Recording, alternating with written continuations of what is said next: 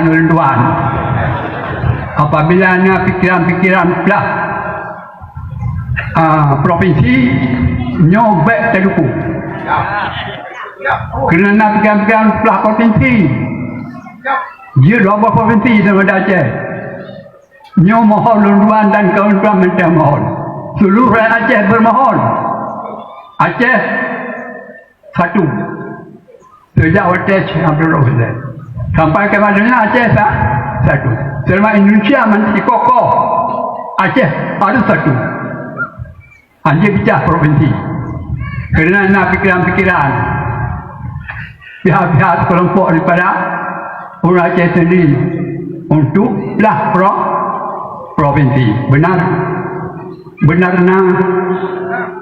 nyobek nak bakal.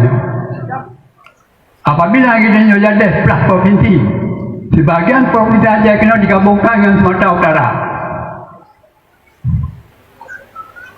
Digabung dengan Sumatera Utara.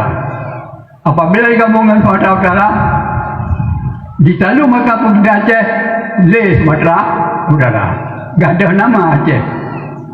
Apabila oleh suatu bangsa melupakan kepada sejarah bangsanya, berarti bangsa itu sendiri yang meletakkan bangsanya pada percaturan dunia. Lenyap gak ada kedenyonan Aceh dia mengamu. Hanya suatu penyampaian untuk rasa yang tidak pernah disampaikan oleh pihak yang lain. Untuk rasa ini menjadi suatu bahan renungan bagi kita orang Aceh. Tidak beda Aceh Temir dengan Aceh Sabang, tidak beda. Satu. Aceh satu. Bangsa Indonesia Aceh satu. Provinsi Aceh harus satu, tidak ada dua. Setuju?